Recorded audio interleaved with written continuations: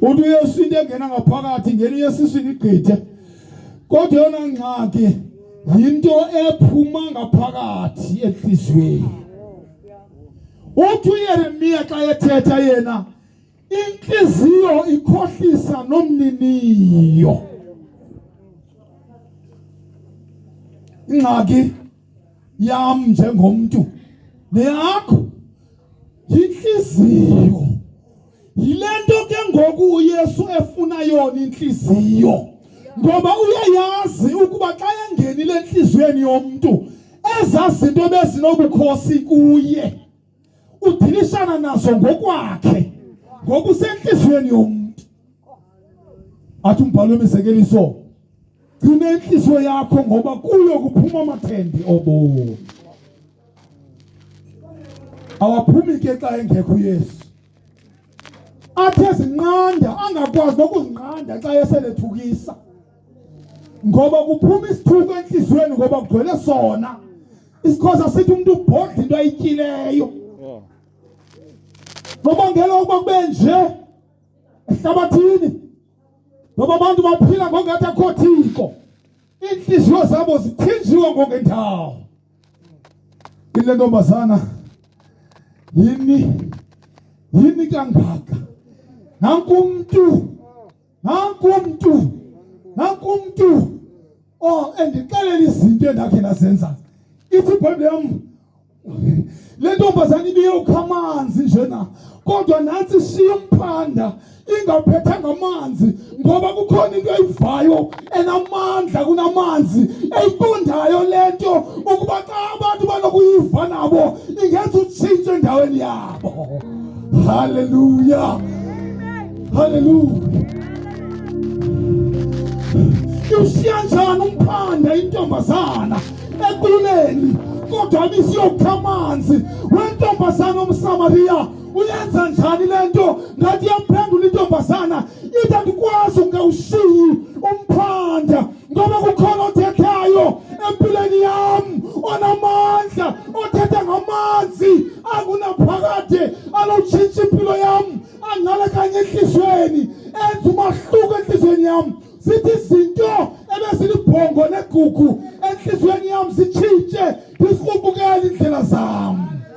Hallelujah. Nguye lo sithetha ngaye namhlanje. uYesu wadibana nentombi equleni. IsenguYesu namhlanje okhona ethildini. Hallelujah. Usafuna intombi elahlekileyo eziphilelayo. Ufuna umfana oziphilelayo. Ufuna utata oziphilelayo. Ufuna umama oziphilelayo. Bantu basekhaya umnyalezo kaYesu unqamsekile kunakala. Noma besiqala ukudlala, noma besiqala ukwenza izinto, kodwa le mihla sikuya indawo bayaphela abantu. Unqamsekile lo myalezo. Wazi nawe ungqale kuwe ngathi ungacinga ngempilo yakho. Alikho iyeza lenhliziyo. Dr. Chris Barnard nomntata omnyama benza uqhaqho eKapa eGrooteskuur bayitshintsha abanceda inhliziyo benza uqhaqho lokuqala ehlabathini lenhliziyo. Kodwa noba ungalenziwo loqhaqho lwenhliziyo ayisokuzitshintsha imeko yakho yesono ngoba usono siphuphuma enhliziyweni. Noba ungayithatha inhliziyo ivule awungeke ukwazi uzibangula uziqhuba izono, kodwa udinga uYesu. Indoda yamadoda, madoda udaba lwamazulu owenzayo emhlabeni ngoba ejonge emntwini efuna ukuncedana nempilo zabantu. Hallelujah.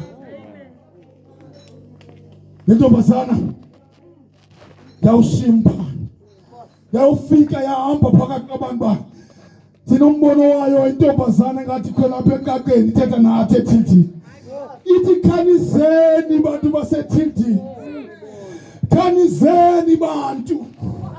Khanizeni botata. Khanizeni bomama. Khanizeni izintombi. Nanku umuntu okondihamba ndidibene namadoda ahlala ngam. Kodwa nansi indoda ikhona amadoda. Indoda yamadoda nansi ikhona indiqalela into endingazange ndizixelele muntu. Hallelujah. Siyabonga. Siyabonga. Hallelujah. Nansi indoda. Ngathi abantu bangayiqonda ukuba indoda yamadoda lena yathi sebungcweleni bayo bezulu. Ihleli ngasekunene kukayise. Yonwabele indubiso yengelosi. Inoloyiso lwengelosi ezawayo ngaphambili. Ngoba ingelosi ezo zawayo zoyiswa kwangegazi layo. Ihleli izinzile ezulwini. Kodwa yathi ukujonga ezantsi emhlabeni. Yajonga yabona icebo likayise ukuba uyise walungisa indawo eyilungisele abantu. Yajonga le ndoda yasikwa imfesane. Ithi xa ithetha umculo wasewisile athi wabona uluntu lonke luwele esonweni, imiphefumulo yonke ihlele lishweni. Wasikwa imfesane unyana womntu. Wasikwa imfesane. Wavuma ukuthunywa nguyise. Wamthobela uyise. Weze emhlabeni nesono. Wanyathela ukuze ngokunyathela kwakhe kulo mhlaba bazuzeke abantu abalahlekileyo. iBhayibhile yami le ntombazana yababiza abahlali beza bazokuyibona lento. Le ntombazana ibimka ihamba ngo12 ihamba ngokunqasha iyokha amanzi ligqatsilanga. Kodwa ngoku isimanga ihlangene nendoda eqoleni. Indoda yamadoda xa ibuyela kokuhlala ayisahambi ngamathunzi.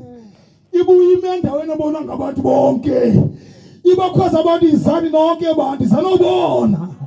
Hayi madoda xa umuntu ehlangene noYesu noba ubomi bakhe besaziwa njani na. Ziyemka intloni, ziyemka ihlazo. Ngoba uYesu ihlazo lethu uthwalele kuye. Noba ubusaziwa njani noba bezinjani izono zakho zibizwa ngamagama bezibala abantu. Bewazi namadoda akho, besazi nentombi zakho, bewazi namayelenqe wakho, besazi zonke izinto beziyobisi na yonke into yenzayo, besazi konke ngawe. Kodwa madoda sinendoda exolelayo. Madoda yethi indoda intombi yomSamariya seyifikile ehlaleni isalindile indoda enguYesu ngoba ilinda abantu. Namhlanje uYesu ulindile. Ulinda abantu bayeza abantu beza nalenzwakazi beza bengamanani. Bathi xa befika bethetha bathi sakholwa ngoku ngoba sive ngawe. Kodwa thina ngokwethu sizivele sizibonele. uYesu abafika khona nakanjani kunyanzelekile lube khona utshintsho. Awukwazi ukuhlangana noYesu uphile ngendlela obuphila ngayo ngaphambili. Namhlanje uYesu ufuna ukunceda impilo zabantu. Namhlanje njengoba wenzayo kwintombi yaseSamariya, hayi madoda unako ukwenza kwintombi zaseThildini. Enze kubafana baseThildini, enze kootata baseThildini, enze koomama abaseThildini. Bonke abantu bangancedwa. Isekhona indawo bayabizwa abantu babeze kuYesu. Namhlanje ungangena nawe wazane nenkosi Yesu. Yikho nindawo